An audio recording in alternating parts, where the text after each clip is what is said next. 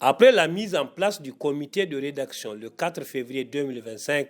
les organisations de la société civile à l'initiative du Cercle de réflexion pour la démocratie CRD Niger se retrouvent pour la validation de la contribution des acteurs de la société civile au 4e cycle de l'examen périodique universel. Cette activité qui nous réunit ce matin est la fin d'un long processus jalonné d'embûches mais aussi de succès. Durant cette période consacrée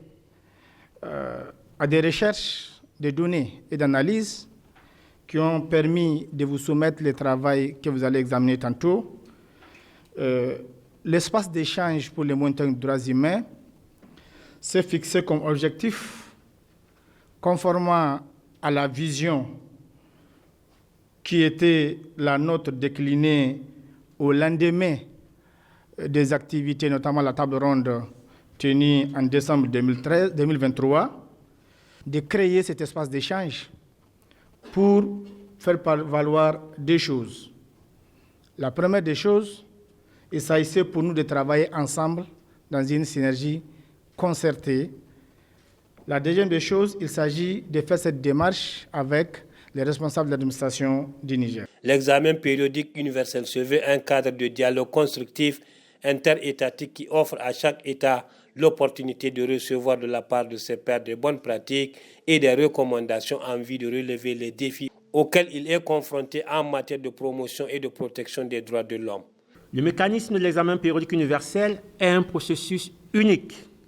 créé par la résolution 60/251 du 15 mars 2006 de l'Assemblée générale des Nations unies,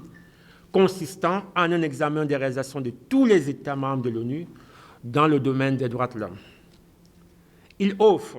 donc, le mécanisme de l'EPU, l'opportunité à chaque État de déclarer tous les 5 ans les actions qu'il a entreprises pour améliorer la situation des droits de l'homme sur son territoire et pour s'acquitter de ses obligations en matière de droits de l'homme. Dans la rédaction de ce rapport, le CRD Niger bénéficie de l'appui du Haut Commissariat des Nations Unies pour les droits de l'homme en partenariat avec la coopération suisse au Niger, le Centre de Genève pour la gouvernance du secteur de la sécurité DECAF. Ce processus a aussi bénéficié de l'accompagnement des autorités nigériennes, ce qui illustre leur volonté de soutenir toute initiative qui contribue à la jouissance effective des droits humains. Le processus d'élaboration de ce rapport lancé le 4 février 2025 par Madame la secrétaire générale du ministère de la Justice et des droits de l'homme, avec la formation du comité de rédaction aujourd'hui à une étape cruciale, celle de sa validation. Ainsi, 9 mois après, chers membres du comité de rédaction, vous nous soumettez un rapport, fruit de l'engagement des organisations de la société civile regroupées au sein de l'espace d'échange pour le monitoring des droits humains, sous la coordination du CRD Niger et avec l'appui de leurs partenaires témoignant de ce fait, la vitalité d'une société civile responsable et soucieuse du bien-être de nos populations.